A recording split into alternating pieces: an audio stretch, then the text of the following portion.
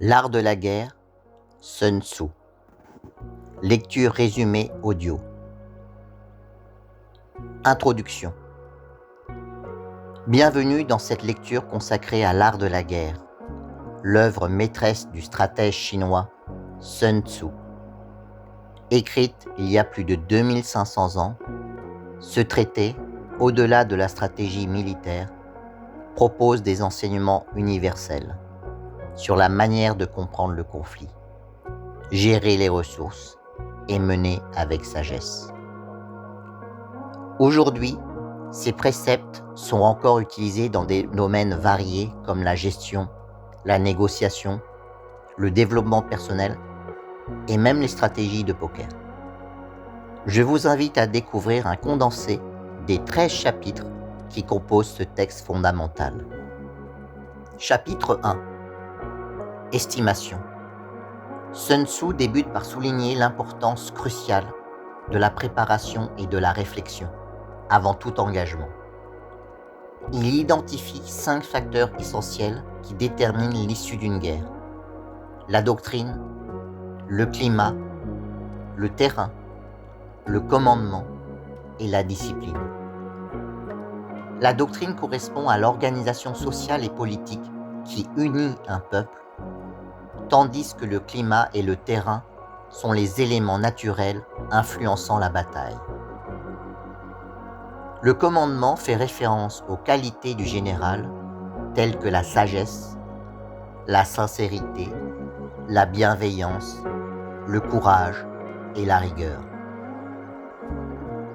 Enfin, la discipline assure l'ordre et l'efficacité des troupes. Sun Tzu affirme qu'un général qui étudie ces éléments peut prédire la victoire ou la défaite avant même que la guerre ne commence. La planification stratégique est donc le fondement de toute réussite. Chapitre 2. La conduite de la guerre. Ce chapitre met en garde contre la guerre prolongée.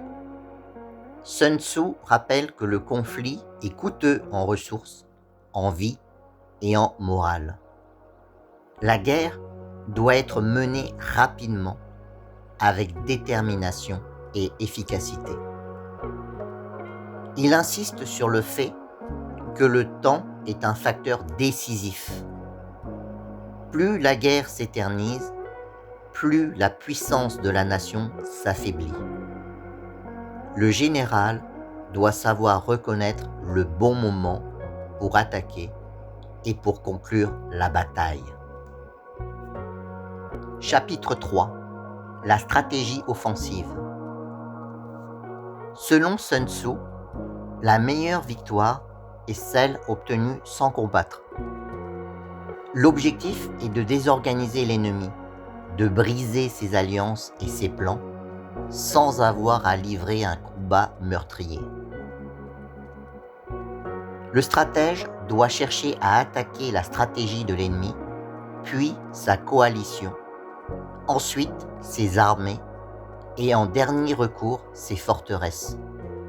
Cela minimise les pertes tout en maximisant les chances de succès.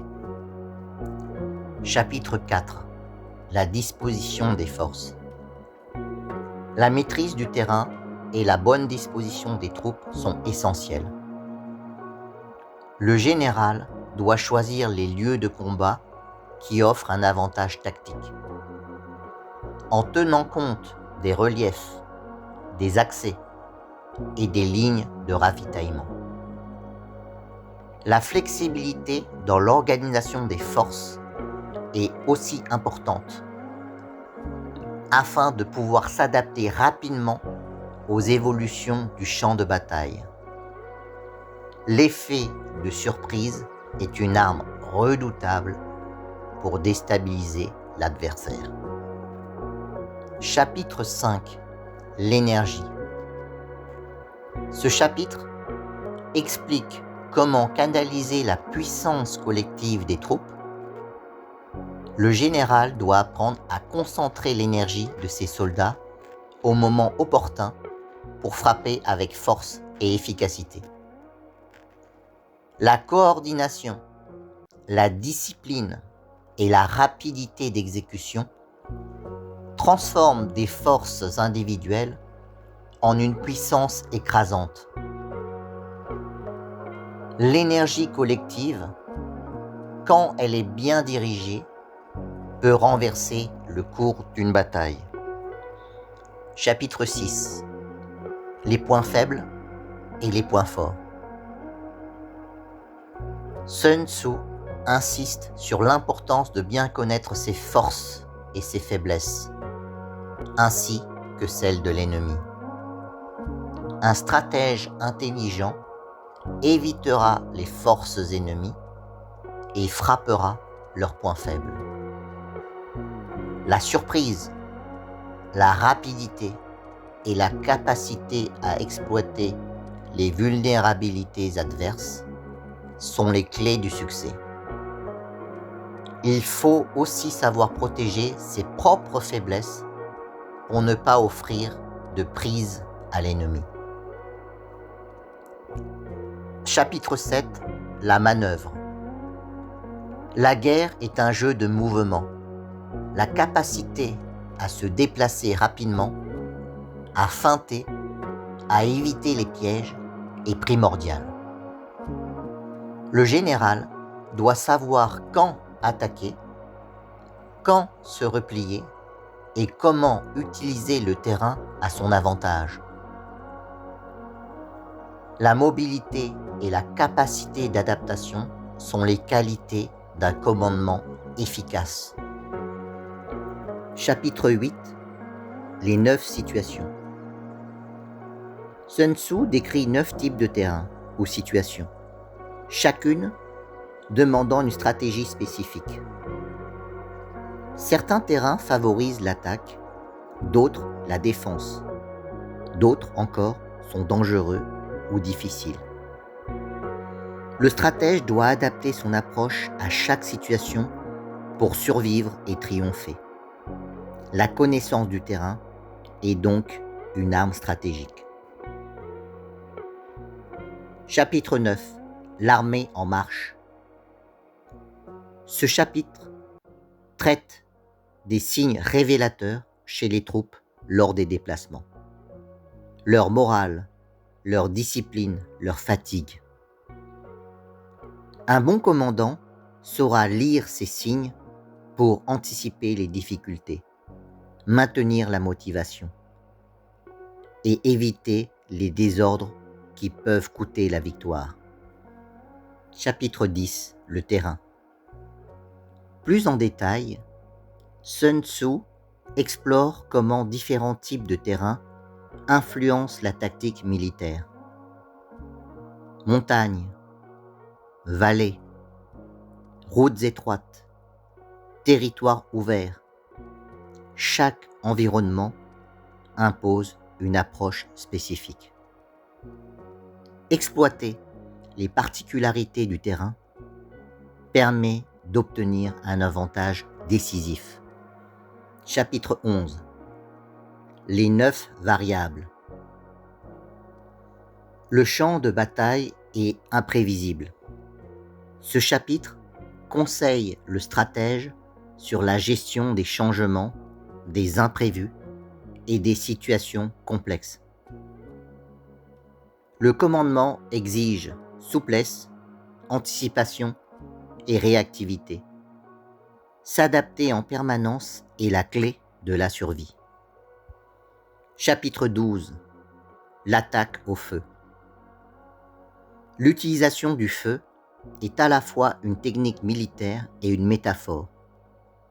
Sun Tzu explique comment détruire les ressources et les moyens de l'ennemi par des attaques ciblées. Il insiste aussi sur la nécessité de bien coordonner ces attaques pour éviter des pertes inutiles. Chapitre 13. L'emploi des espions. La connaissance est la meilleure arme. Sun Tzu détaille le rôle fondamental des espions pour recueillir des informations précises et fiables. Un réseau d'espionnage bien organisé permet d'anticiper les mouvements ennemis et de prendre des décisions éclairées. Conclusion. L'art de la guerre est bien plus qu'un traité militaire. C'est un guide sur la sagesse, la stratégie et la maîtrise de soi dans les situations de conflit. Sun Tzu nous apprend que la victoire appartient à celui qui sait préparer, anticiper et agir avec justesse, tout en minimisant les pertes. Ces enseignements transcendent les siècles et trouvent encore aujourd'hui des applications dans de nombreux domaines, bien au-delà de la guerre.